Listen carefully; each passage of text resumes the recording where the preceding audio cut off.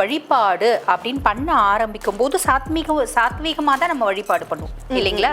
இப்போ சாத்வீகமாக வழிபாடு பண்ண ஆரம்பித்து கொஞ்ச நாட்களில் பகவான் நம்மளை முழுசும் ஆட்கொள்ளுவான் அப்படின்றது இந்த உண்மை. நம்ம சிவ குடும்பத்தை நோக்கி 1 அடி எடுத்து வைக்கிறோம் அப்படின்னா அவங்க நம்மளை நோக்கி 100 அடி எடுத்து வைப்பாங்க. அப்போ 100 அடி எடுத்து வைக்கும்போது என்ன ஆகும்? அடடா, கடவுள் நம்ம சொல்கிறதெல்லாம் கேட்குறாரே, கடவுளே இல்லை அப்படிங்கிறவங்க எல்லாம் கடவுள்ன்றீங்க சொல்கிறீங்க, கடவுள் எங்கே இருக்காரு காமிங்க அப்படிம்பாங்க. அப்போ நிறைய சிவனடியார்கள் சொல்கிறது என்ன அப்படின்னா, you can feel the presence of Shiva everywhere but you can't see him. சிவனை கும்பிட்டா சிவனை உணர முடியும், அதே மாதிரி அம்பிகையை கும்பிட்டா அம்பிகையை உணர முடியும், முருகப்பெருமானை கும்பிட்டா சாக்ஷாத் முருகப்பெருமானை உணர முடியும். இப்போ நீங்கள் முருகனை ஆத்மார்த்தமாக வழிபாடு பண்ணுறீங்க, நான் உணர முடியுமா? உணர முடியாது. ரொம்ப சாத்வீகமாக உள்ளன்போடு ரொம்ப அதீத பிரியமாக அமைதியாக அப்படின்னு தான் நான் வழிபாடு பண்ண ஆரம்பிக்கிறேன். என்னோட வழிபாடு தீவிரமாக முரட்டுத்தனம் அப்படின்றது தானாக வந்துடுது.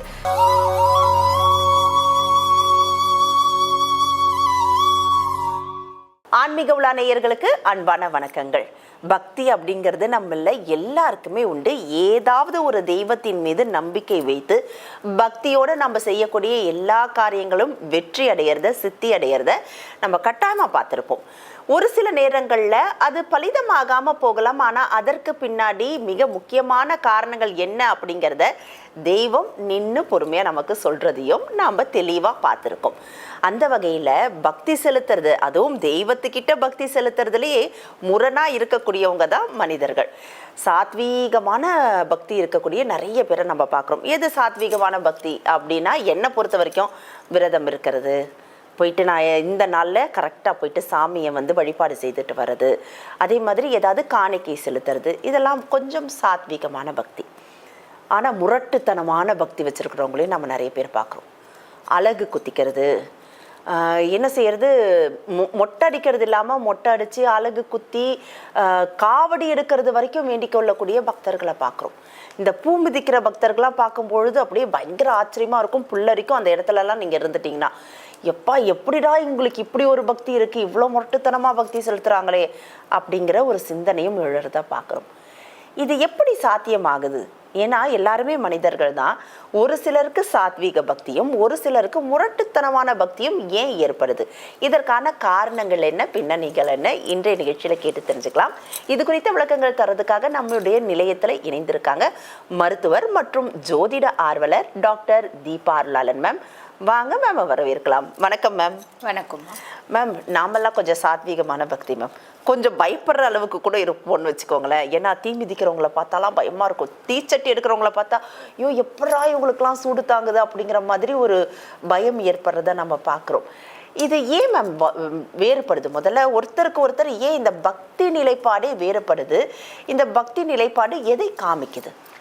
பொதுவாக நீங்களாக இருந்தாலும் சரி, நானாக இருந்தாலும் சரி, வழிபாடு அப்படின்னு பண்ண ஆரம்பிக்கும் போது சாத்வீகமாக தான் நம்ம வழிபாடு பண்ணுவோம் இல்லைங்களா?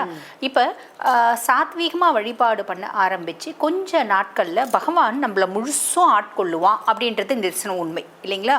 அதுவும் நம்ம சிவ குடும்ப வழிபாடு அப்படின்னு எடுக்கிறோம் வச்சுக்கோங்கம்மா. முதல்ல நம்ம சிவ குடும்பத்தை நோக்கி 1 அடி எடுத்து வைக்கிறோம் அப்படின்னா அவங்க நம்மளை நோக்கி 100 அடி எடுத்து வைப்பாங்க. அப்போ 100 அடி எடுத்து வைக்கும்போது என்ன ஆகும்? அடடா, கடவுள் நம்ம சொல்கிறதெல்லாம் கேட்குறாரே, அடடா, கடவுள் நம்ம கூட இருக்கிறத நம்மளால் ரியலைஸ் பண்ண முடியுது. எப்போதும் ஒரு வார்த்தை சொல்லுவாங்கம்மா, நிறைய பேர் இந்த கடவுளே இல்லை அப்படிங்கிறவங்க எல்லாம் கடவுள்ன்றீங்க சொல்கிறீங்க, கடவுள் எங்கே இருக்காரு காமிங்க அப்படிம்பாங்க. அப்போ நிறைய சிவனடியார்கள் சொல்கிறது என்ன அப்படின்னா, you can feel the presence of Shiva everywhere but you can't see him. அவரை நம்ம பார்க்கவே முடியாது அப்படின்றதில்ல, ஆனால் அவர் இருக்கிறத நம்மளால் நிதர்சனமாக உணர முடியும். நீங்கள் பார்த்தீங்கன்னா சிவனை கும்பிட்டா சிவனை உணர முடியும், அதே மாதிரி அம்பிகையை கும்பிட்டா அம்பிகையை உணர முடியும், முருகப்பெருமானை கும்பிட்டா சாக்ஷாத் முருகப்பெருமானை உணர முடியும். இப்போ நீங்கள் முருகனை ஆத்மார்த்தமாக வழிபாடு பண்ணுறீங்க, நான் உணர முடியுமா? உணர முடியாது இல்லைங்களா? அப்போ நான் ஆரம்பிக்கும் போது ரொம்ப சாத்வீகமாக உள்ளன்போடு ரொம்ப அதீத பிரியமாக அமைதியாக அப்படின்னு தான் நான் வழிபாடு பண்ண ஆரம்பிக்கிறேன். என்னோட வழிபாடு தீவிரமாக முரட்டுத்தனம் அப்படின்றது தானாக வந்துடுது. எனக்கு முருகன் எல்லாம் செய்கிறான்ப்பா, நான் முருகனுக்கு அழகு கொடுத்துறது ஒரு பெரிய விஷயமே இல்லை, நான் எவ்வளோ நாளும் வலி தாங்கிப்பேன், எவ்வளோ நாளும் வேதனை தாங்கிப்பேன், எவ்வளோ நாளும் கஷ்டப்படுவேன் ஏன் முருகனுக்காக அப்படின்ற எண்ணம் வந்துடும் அங்கே. புரியுதுங்களா? இப்போ ரொம்ப இது ரொம்ப இளம் வயசுலாம் பார்த்திங்கன்னா அந்த மாதிரி உக்கிரமான ஒரு வேண்டுதலுக்கெல்லாம் வச்சுப்பாங்க, நேர்த்தி கடன்லாம் வச்சுப்பாங்க, அதெல்லாம் செய்வாங்க. கொஞ்சம் பெரியவங்க முரட்டுத்தனமான ஒரு வழிபாடு அப்படின்னா பயங்கரமாக ஃபாஸ்டிங் இருப்பாங்க. ஒரு 30+40 வந்துட்டாங்க அப்படின்னா அந்த முரட்டுத்தனத்தை எப்படி காமிப்பாங்க அப்படின்னா, காலையிலேருந்து சாயங்காலம் வரைக்கும் நான் சாப்பிடாம இருப்பேன். பச்சை தண்ணி குடிக்காம இருக்கிறாங்க. பச்சை தண்ணி குடிக்காம இருக்கவங்க இருக்காங்க. அம்மா சஷ்டியும் போது ஒரு மிளகு ஒரு உப்பு வச்சு சாப்பிட்றவங்க இல்லையா? ஆக அது வந்து பார்த்தீங்கன்னா 60 வயசும் சஷ்டி விரதம் இருக்காங்க, 20 வயசும் சஷ்டி விரதம் இருக்காங்க இல்லையா?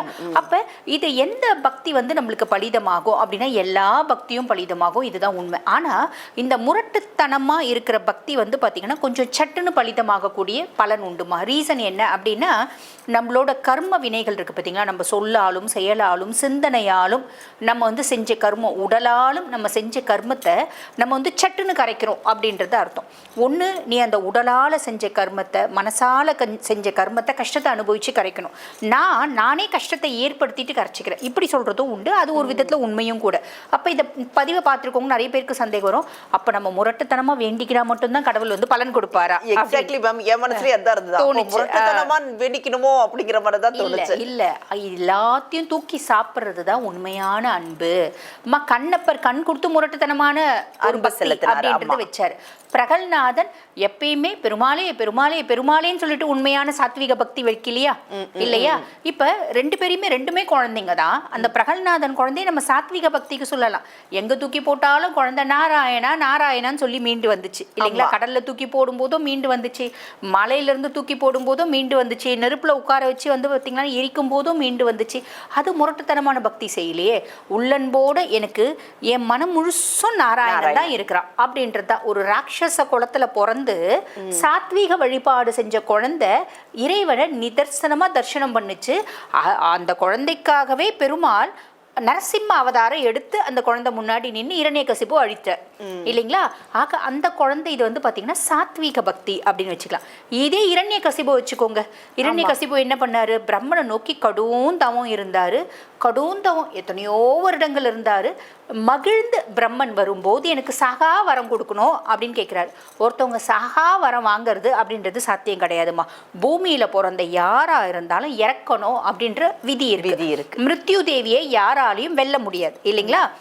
அப்போ சாகா வரோம் அப்படின்றது சாத்தியக்கூறு கிடையாது. இவங்களால சாகக்கூடாது அப்படின்னு வேணா ஏதாவது வரம் கேளு அப்படின்னு சொல்லும்போது பிரம்மன் சொல்கிறார் இந்த வார்த்தை.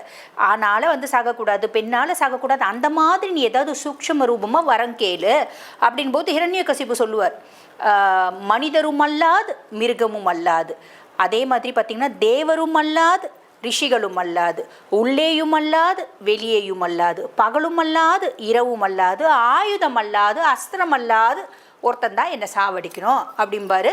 இதுக்கு தான் வந்து பார்த்தீங்கன்னா ஹிரண்யகசிபு கொல்லணும் அப்படின்னே நரசிம்ம அவதாரம் எடுத்தார் பெருமாள். நரசிம்ம அவதாரம் எடுத்து ஹிரண்யகசிபு அந்த மாதிரி பகலும் இல்லாத இரவும் இல்லாத மாலை நேரத்தில் ஆயுதம் இல்லாத அஸ்திரம் இல்லாத மடி மேலே இது பண்ணி மடி மேலே உட்கார வச்சு, அதாவது உள்ளேயும் வெளியும் இல்லாமல் அந்த படியாண்ட ஆயுதமும் இல்லாமல் அஸ்திரம் இல்லாமல் அவரோட நகத்தையே வச்சு பூமியில் இருக்கக்கூடாது, அந்தரத்துலேயே இருக்கக்கூடாது, மடி மேலே வச்சு அவரை வந்து பார்த்திங்கன்னா அவரோட உயிர் எடுப்பார். ஆக இந்த மாதிரி வந்து பார்த்திங்கன்னா முரட்டுத்தனமான பக்தியும் இருக்குது. அடுத்து முரட்டுத்தனமான பக்திக்கு கண்ணப்பனே நம்ம உதாரணமாக எடுத்துக்கலாம் இல்லைங்களா? அப்போ கண்ணப்பன் வந்து பார்த்திங்கன்னா 6 நாளில் வந்து பார்த்திங்கன்னா கண்ணை எடுத்து அப்பி சிவசாயுஜோ அப்படின்றத அடைஞ்சான். 2 பக்தியுமே வந்து பார்த்திங்கன்னா உன்னதமானது தான். எதிர்பார்ப்பு இல்லாமல் நான் பகவான்கிட்ட வேண்டுறேன், நான் முரட்டுத்தனமான பக்தி ஆனாலும் வச்சுக்கிறேன், சாத்வீக பக்தி ஆனாலும் வச்சுக்கிறேன், பகவான்கிட்ட உள்ளன்போடு எந்த வித எதிர்பார்ப்புமே இல்லாமல் நான் வேண்டுறேன் அப்படின்னா அந்த பக்தி உடனே பலிதமாகுமா, கடவுளனோட கடாட்சம் உடனே கிடச்சிடும். சூப்பர் மேம், ஒரு சூட்சமத்தை சொல்லியிருக்கீங்க. கடவுள் கடாட்சம் உடனே கிடைக்கணும்னா எப்படி அந்த வேண்டுதல் இருக்கணும் அப்படிங்கிறது, அது உள்ளன்போட உண்மையானதா இருக்கும் பொழுது அற்புதமான பலன்களும் உடனே பலிதமாகிறதும் கிடைக்குங்கிறத நம்ம நேயர்களுக்காகவே சொல்லியிருக்கீங்க. கட்டாயமா நம்ம நேயர்களும் மனதால நிறைவோட வேண்டிக்கிட்டு அதற்கான பலன்களை கிடைத்து பயன் பெறுவாங்க நான் நம்புறேன். நேயர்கள் சார்பாக ரொம்ப நன்றி மேம். நன்றி.